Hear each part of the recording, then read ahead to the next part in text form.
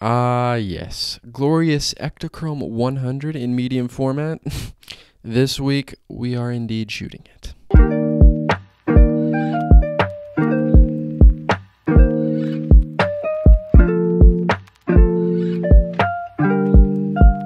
This video is shot over the course of 2 days. The first night I went out and I thought I would have enough time to shoot it before the sunset, and I was wrong. I only got 2 frames off and I shot the rest of the roll the following day.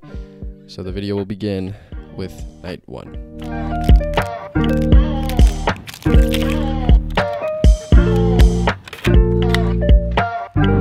Alright, this is gonna be 1/8 of a second at f/16. Here we go.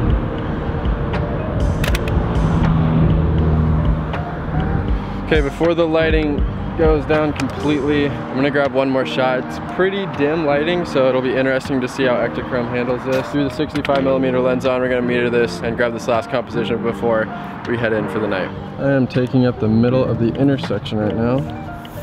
So we're gonna blast this f/16 at half a second. Here we go.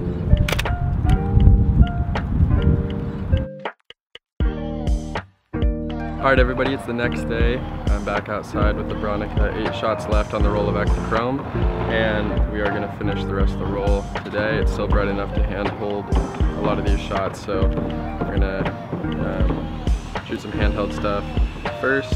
Starting with this scene behind me, we got some construction going on and a freshly built kind of duplex, which I think will be a really cool scene to photograph. This is going to be f/16 at 1/25 of a second.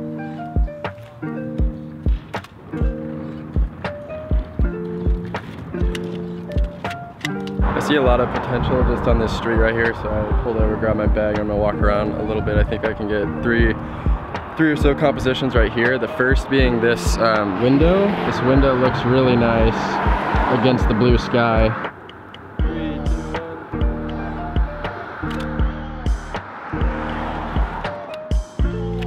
1. This next scene is pretty sweet. It's just a like desolate lot that there used to be a house on maybe, and now it's just empty, covered in hay, and there's this cool like barn in the back of the shot as well. So I think this will be a pretty sweet composition.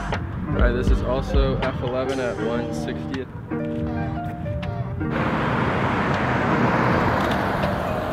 Mary Mother of Bethlehem. I had to do a lot of work to this photo to get it the way I wanted. I don't know why the scan came out completely out of whack. The tones were all off. I had to adjust a bunch of things to get it the way I wanted, mainly the shadow and highlight color rendition. It was just really weird, so I made a few adjustments. I got it pretty much the way I wanted it, but still for some reason this frame was the most wonky out of all of them, and yeah, it was kind of unfortunate that I had to do that much work to get it to where I wanted it to be, but nonetheless still pretty happy with how it turned out.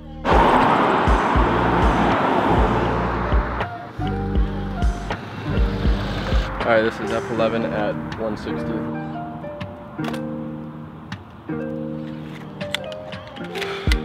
I'm gonna shoot another frame right here. There's a cool house in the background. I think I might have felt stronger about that one than the first one, but we will see.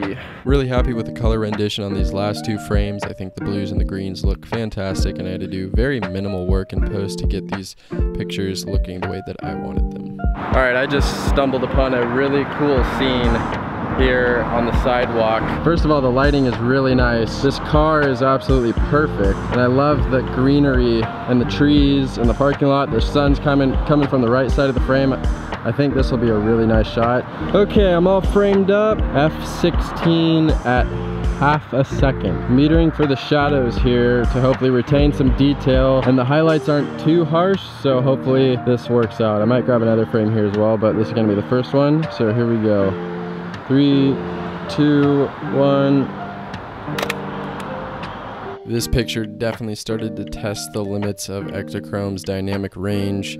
The highlights were almost completely blown out, but I was still able to tone them down in Lightroom, and then the shadows were starting to look a bit bleached. They didn't have the richness that I would have liked, but still a completely usable photo. Okay, I think I'm gonna take one more shot here. I'm gonna put the 100mm lens on, and take a picture of this cool crooked staircase that was in the left side of that last frame. All right, so metering this is proving to be quite difficult. I'm gonna try to meter for the shadows here, but it looks like I shot a picture on my digital and it looks like it's overexposing quite a bit. Just shot a test shot on my digital and it looks like at f11. I should probably shoot this at 1 second. 2, 1. Oh, you incompetent fool.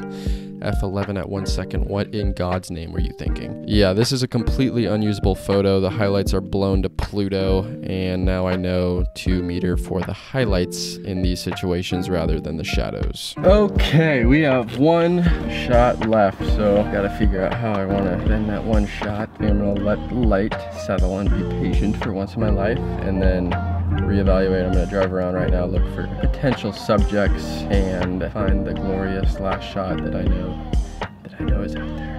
The sun has pretty much completely gone down, which means I'm not gonna get sunlight for my last shot, which is okay. We can see how Ektachrome looks in low lighting after the sun goes down, kind of in the blue hour stage. Okay, I've done it. I've found my last exposure, and I kept wanting to shoot backlit, and I was like, don't shoot backlit, it's gonna turn out crappy. So I forced myself to not shoot backlit, and I like this exposure, except for the fact that there's a Prius in the driveway. If there was like a dope car and not a Prius, it'd be really sick, but I still think it'll be pretty cool. 3, 2, 1. Okay. Well, that is gonna wrap up my first experience shooting Ektachrome 100 in medium format. If I'm being completely honest, I wasn't super impressed, but I'm no color slide film expert. I made some mistakes, and I will definitely be shooting it again in the future, coming away with some learning experiences. I think I can definitely make some better photographs with this film. I just think for my workflow, I'd rather use Portrait 400 with a bit more dynamic range, and then if I'm going for a more punchy look, I'll crank the contrast and saturation in post. Now, I will say that looking at a color positive slide is absolutely beautiful.